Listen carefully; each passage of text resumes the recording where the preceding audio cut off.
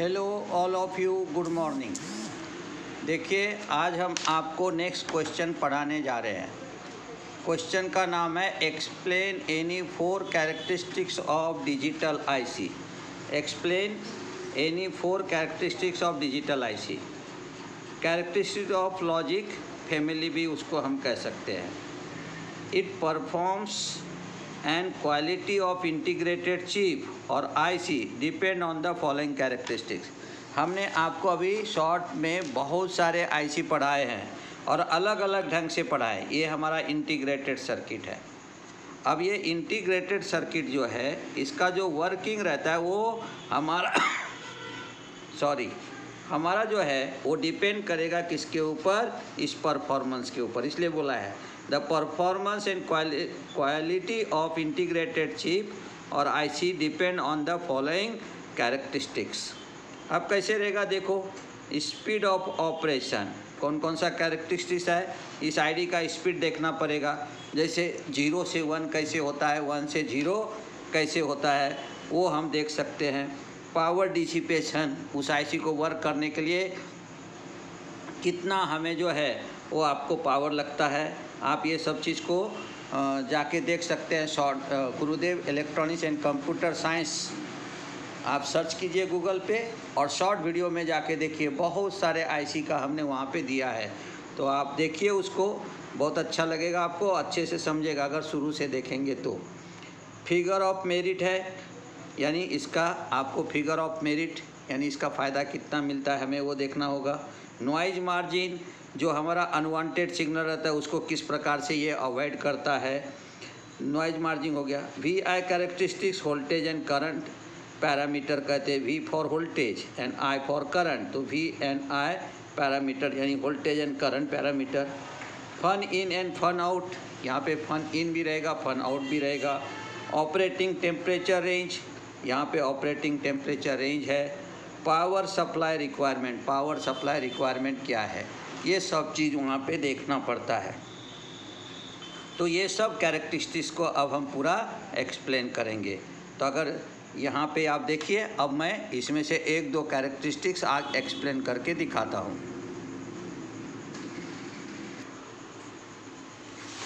देखिए, जिसमें से पहला जो है वो है हमारा स्पीड ऑफ ऑपरेशन। अब ये स्पीड ऑफ ऑपरेशन का मीनिंग कैसा होता है वो हम आपको अभी फ़िलहाल एक प्रैक्टिकल के साथ भी दिखा देंगे कि स्पीड ऑफ ऑपरेशन किस प्रकार से वर्क करता है, तो आपको ये बात ध्यान में आएगा। देखिए, स्पीड ऑफ ऑपरेशन का मीनिंग क्या होता है। अब देखिए हमने क्या किया है, ये हमारा 2 यहाँ पे इनपुट है। ये 2 जो आप देख रहे हैं यहाँ पे, ये 2 हमारा एलईडी जो है ये इनपुट में लगा हुआ है और ये एक मल्टी कलर एलईडी है जो आउटपुट में लगा हुआ है। हमने यहाँ पे XOR गेट बना करके रखा है।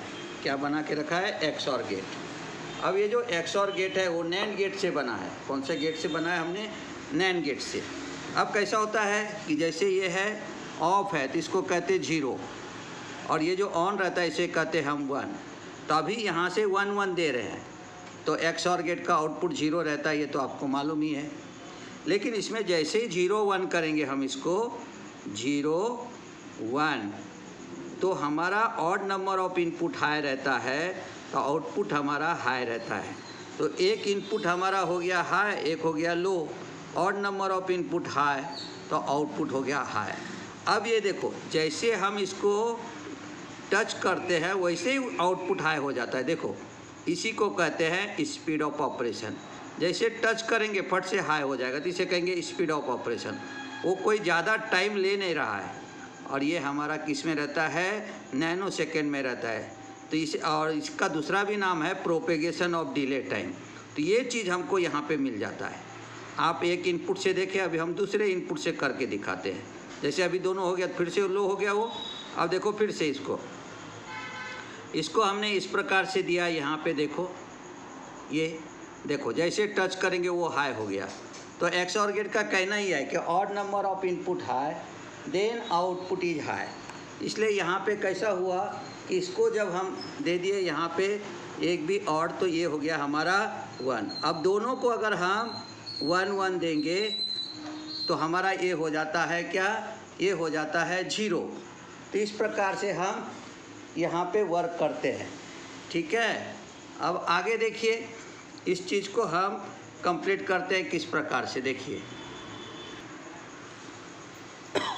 मेरे ख्याल से आपको ये ध्यान में आ गया होगा। इसे कहते हैं speed of operation means propagation delay time. अभी आपको यहाँ पे क्या दिया गया है, देखो यहाँ पे दिया गया है the speed of digital circuit is specified in terms of propagation delay time. Propagation delay time का मतलब क्या होता है, time between input and output, जो मैंने अभी आपको करके दिया। जैसे इनपुट को हमने odd number of input high किया, आउटपुट हमारा हाई हो गया। जैसे हमने दोनों इनपुट को हाई कर दिया तो आउटपुट हमारा लो हो गया। तो पूरा सेंटेंस देखो, the speed of digital circuit specified in terms of propagation delay time between input and output transitions is called the propagation delay time TP। Basically there are 2 types of propagation delay time. वहाँ पे 2 प्रकार का propagation delay time होता है। TPHL when the output is making the transitions from high to low. जैसे आपने देखा कि LED आउटपुट लग रहा था, हाई से लो करने में जो टाइम लगता है उसे कहते हैं हम वहाँ पे TPHL। TPHL का मतलब हो गया propagation delay time from high level to low level. और उसी सेंटेंसेस को हमने कैसा लिखा, when the output is making the transitions from high to low. TPLH when the output is making the transitions from low to high।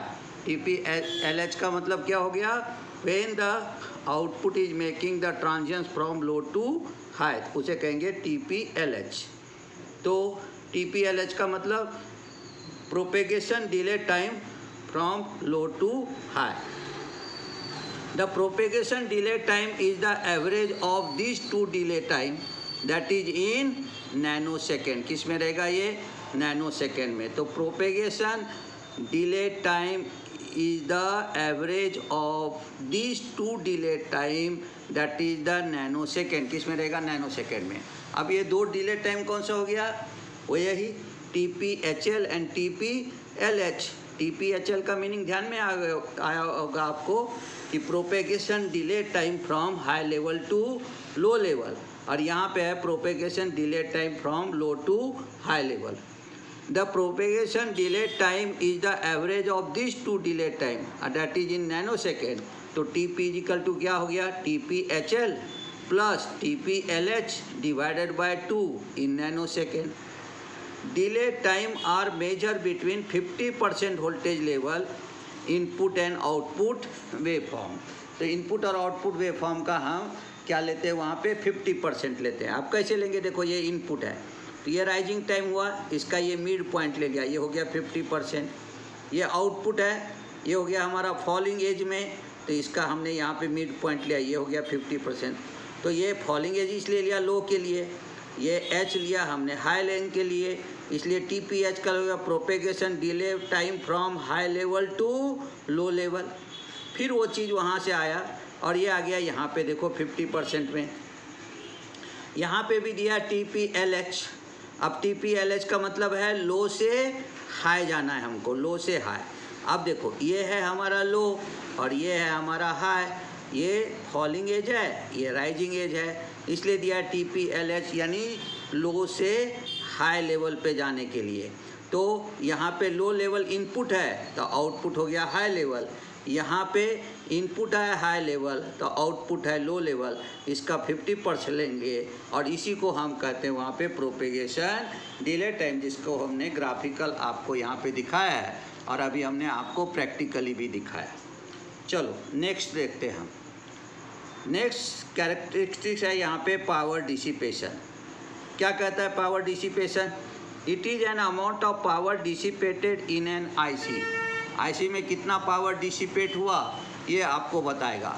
अब ये जो power है इसी को कहते हैं पावर कंजम्पशन। आप अपने घर में फ्रिज लगाते हो, एसी लगाते हो, जो भी लगाते हो आप, लाइट लगाते हो, ट्यूबलाइट लगाते हो, LED लैंप लगाते हो, तो सब कोई कुछ ना कुछ पावर को कंज्यूम करता है। वैसे हमारा ये जो आईसी है ये भी हमारा पावर कंज्यूम करेगा, लेकिन पावर कंज्यूम किस पे डिपेंड करता है? प्रोपेगेशन डिले टाइम पे। जैसे मेरा वीडियो आपने देखा और देखते समय अगर आपको अच्छा से पसंद आ गया और समझ में आ गया तो बहुत जल्दी समझ में आ गया तो आप एक बार वीडियो देखोगे और छोड़ दोगे। लेकिन अगर आपको वीडियो पसंद आ रहा है लेकिन समझा नहीं तो आप 2 बार 3 बार देखोगे तो उतना टाइम आपको ज़्यादा लगेगा, और या अगर एक टाइम में समझ में आ गया तो आपको टाइम कम लगेगा। इसी को कहते हैं हम प्रोपेगेशन डिले टाइम। तो it is an amount of power dissipation in an IC. Power dissipation और power consumption is related with the propagation delay. किससे है रिलेटेड? प्रोपेगेशन डिले से। Low power dissipation is desirable because there is a generate less heat. और देखो, power dissipation power consumption relay with the propagation delay time. Propagation delay को जो time लगेगा उतना ही time हमें, उतना पावर हमारा कंज्यूम होगा या उतना पावर हमारा डिसिपेट होगा। पावर डिसिपेट होना और पावर कंज्यूम होना ये दोनों वर्ड एक ही है। वो किस पे डिपेंड करेगा? प्रोपेगेशन डिले टाइम पर। Low power dissipation is desirable because there it generate less heat. अगर लो पावर डिसिपेशन है तो आपका डिजायरेबल है, यानी वहाँ पे क्या रहेगा? It generate less heat. Therefore it avoid the cooling cost of power supply. ये कूलिंग कॉस्ट करेगा पावर सप्लाई का, cost problem of the circuit. Therefore it avoid the cooling cost of power supply and cost problem of the circuit. It is in milliwatt. ये आपको रहेगा किसमें? मिलीवैट में। ये किस में रहेगा? मिलीवैट में। अब पी डी इजिकल टू क्या हो गया? P D H plus P D L upon 2 in milliwatt, where P D यानी power dissipation, P D H म्हणजे पावर डिसिपेशन इज हाई।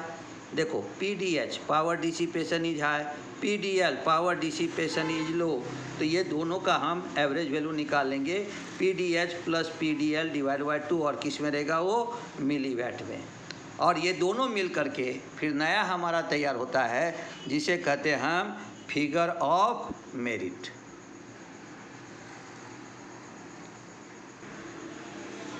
देखिए, अब हमने पावर डिसिपेशन पावर कंजम्पशन देख लिया और उधर हमने जो देख लिया था वो प्रोपेगेशन डिले टाइम।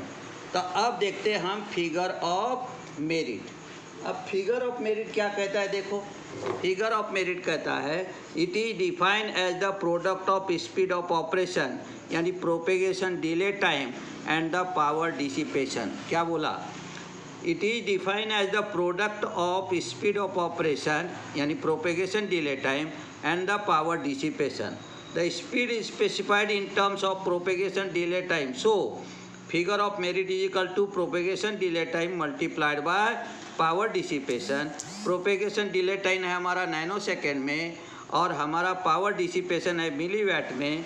तो 1 नैनोसेकेंड का हो गया 10⁻⁹ मल्टीप्लाइड बाई 10⁻3। तो ये हो जाएगा हमारा 10⁻12 जिसे हम कहेंगे पिको, और हम उसको मेजर करते हैं जूल में। इसलिए कहा गया कि figure of merit is specified in picojoule. किस में स्पेसिफाइड होगा? वो पिको जूल में। I it should be as low as possible. तो figure of merit is specified in picojoule, I it should be as low as possible. तो ये हमारा जो है ये यहाँ पे हमारा वो क्या रहेगा? जितना कम रहेगा पावर डिसिपेशन उतना अच्छा हमारा जो आईसी है वो वर्क करता है। तो ये है हमारा वहाँ पे कैरेक्टरिस्टिक्स ऑफ आईसी के थर्ड पार्ट। अब फोर्थ पार्ट भी थोड़ा सा देख लेते हैं हम। क्या दिया है? Fan in and fan out. अब हम एक गेट अभी आपको हमने दिखाया जो नैंड गेट था। नैंड गेट के अंदर में से हम कोई भी गेट बना सकते हैं। उसे का नैंड गेट को यूनिवर्सल बिल्डिंग ब्लॉक गेट कहा जाता है, और यूनिवर्सल बिल्डिंग ब्लॉक गेट रहने के कारण हम उससे कोई भी गेट बना सकते हैं। सभी बेसिक गेट बना सकते हैं, सभी डिराइव गेट बना सकते हैं, हाफ एडर फुल एडर सब बना सकते हैं हम। तो वहाँ पे क्या हुआ है कि उसके अंदर में जो इनपुट रहता है उसे कहते फन इन।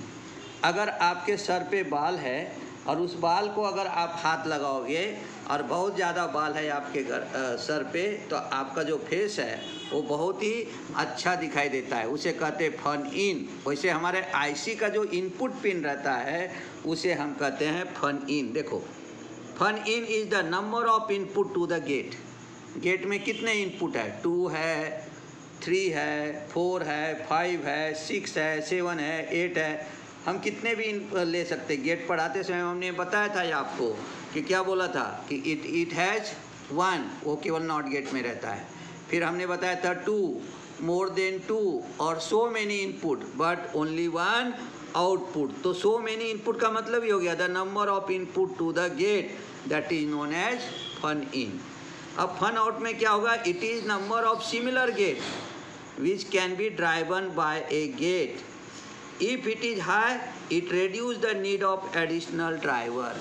इसलिए नैंड गेट और नॉर गेट ऐसा जो है वो उसके अंदर में हम उसको फन आउट गेट भी कह सकते हैं, क्योंकि उसमें नंबर ऑफ जो है हमें क्या होता है कि एडिशनल ड्राइवर की ज़रूरत नहीं है। अगर मुझे नैंड से नॉट बनाना है तो वो भी बना लेते, उससे हम और भी बना लेते, उससे हम एक्स और भी बना लेते हैं, उससे हम एक्स नॉर भी बना लेते हैं। अभी हमने आपको एक इसी में आपको दिखाया, अभी हमने एग्जाम्पल में कि एक्स और बना लिया हमने नैंड गेट से, इसलिए इसको एडिशनल ड्राइवर की कोई ज़रूरत नहीं रहती है और इसे कहते हैं हम फन आउट। अब हमने आपको पहले इसी चैप्टर में पढ़ा है TTL, ट्रांजिस्टर लॉजिक में। ये हमारा जो फन इन है और फन आउट है वो कितना रहता है यहाँ पे 10, और while the CMOS it is 20 to 50, maximum 50 रहता है CMOS में, तो उसको हम ले सकते हैं इन बिटवीन 20 to 50। तो इस प्रकार से ये रहता है हमारा फन आउट। तो हमको लगता है फन आउट ध्यान में आया होगा। देखिए फन आउट में क्या कहा गया है? फन आउट में कहा गया है कि अगर आप जो भी गेट है उस गेट का जो आउटपुट है उसको एडिशनल ड्राइवर की ज़रूरत नहीं है, वो खुद ही ड्राइवर बन जाता है। जैसे नैंड है वो खुद ही नॉट बन जाता है, वो खुद ही और बन जाता है, वो खुद एंड बन जाता है, खुद ही नॉर बन जाता है, खुद ही एक्स और बन जाता है, खुद ही एक्स नॉर बन जाता है, खुद ही हाफ एडर बन जाएगा। अगर आपको ज़रूरत पड़े तो उसको कंट्रोल इन्वर्टर भी बना सकते हो, पैरिटी चेकर भी बना सकते हो, ये सब काम वो करता है। इसलिए इसको हम यहाँ पे क्या कहते हैं? फन आउट गेट भी कह सकते हैं। तो इसके अंदर में यही कहा कि it is the number of similar gate, यानी फन इन भी उसी का होना और फन आउट भी उसी का होना। इसीलिए बोला it is the number of similar gate which can be driven by a gate. If it is high it reduce the need of additional driver. For TTL IC it is 10, TTL IC के लिए वो 10 है, और while the CMOS it is 20 to 50, CMOS के लिए है 20 to 50। तो आज के लिए बस इतना ही। अगर आपको वीडियो पसंद आए तो आप इसे लाइक कीजिए, शेयर कीजिए, सब्सक्राइब कीजिए। आप YouTube पे भी जाकर के गुरुदेव इलेक्ट्रॉनिक्स एंड कंप्यूटर साइंस के नाम से सर्च करके आप फाइंड आउट कर सकते हैं। उसी तरह से गूगल पे भी आप सर्च कर सकते हैं गुरुदेव इलेक्ट्रॉनिक्स एंड कंप्यूटर साइंस के नाम से, आपको ये मिलेगा। वीडियो अगर पसंद आए तो इसे ज़रूर लाइक कीजिए, पूरा वीडियो देखिए, जिससे कि चैनल का इम्प्रेशन बढ़ेगा। धन्यवाद, मिलते हैं नए वीडियो के साथ।